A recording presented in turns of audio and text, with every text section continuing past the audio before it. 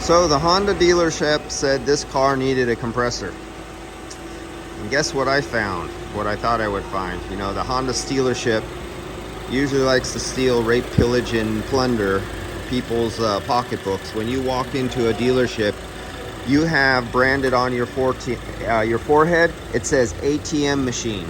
That's all you are to them. You're just a number. So they would have charged the customer $2,500 or more to do the compressor and go throw this in as good measure and not tell the customer they needed a relay, and the customer would have got raped and pillaged from the dealership. Of course, this is what I always find, very, very common. And I did find a leak out of the evaporator. There's a small leak. Unfortunately, did I catch that on video? I'm sorry guys, if I didn't get that on video and release it, I was getting 6 parts per million with my D-Tech Stratus out of the dash. So I wasn't even close to the leak, and I was getting 6 parts per million. And so that's more than a leak that the dealerships didn't say nothing about. So they would have replaced the compressor, and then a few months later go low on refrigerant level, and then the dealership would have said, oh, guess what, Mr. Customer, for another $3,000, we'll replace your evaporator too. And it's a 2008. So I hope the customer is happy. All I did was I took the horn relay and I put the horn relay where the compressor relay goes, just for testing, and that's it. We're good to go. The customer, I hope, will be happy.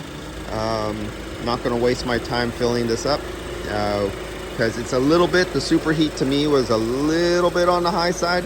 So I think this mic could get recharged and have a few more ounces of refrigerant. Would make all the difference in the world, this one. But it's going down to 58 degrees out the dash. Okay, so right now I have it on recycle. You see the superheat is going down to like 8.8. So let me put it under load. Oh, I gotta remember to get my let's take it out of recycle, because you can hear the clutch going off and on. Out of recycle. We have full fan.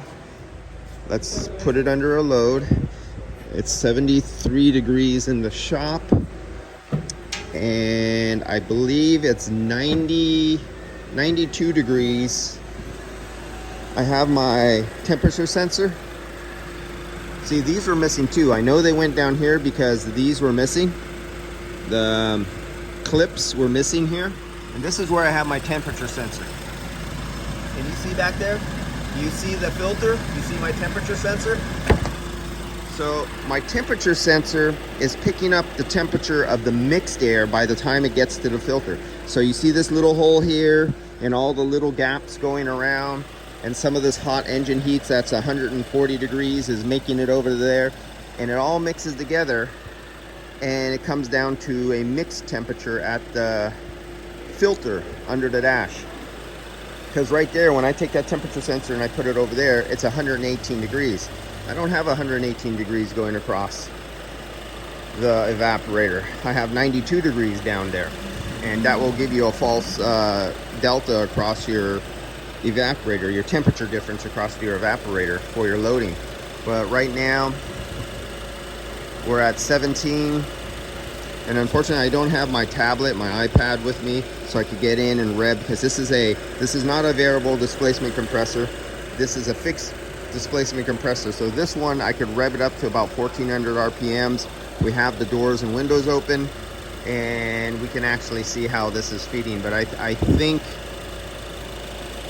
this could benefit from a recharge and refill.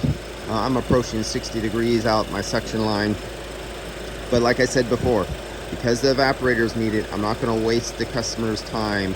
They're already getting charged for a diagnostic. There's no need for me to double the charge price, charge the system for that little bit of extra help. If they're going to do the evaporator, they got a leaky evaporator. So that's it for today. We stole some money out of the dealership's pocket, so we should feel sorry for them that I took a job away from them, shouldn't we? Yeah, right. Another one. See you guys.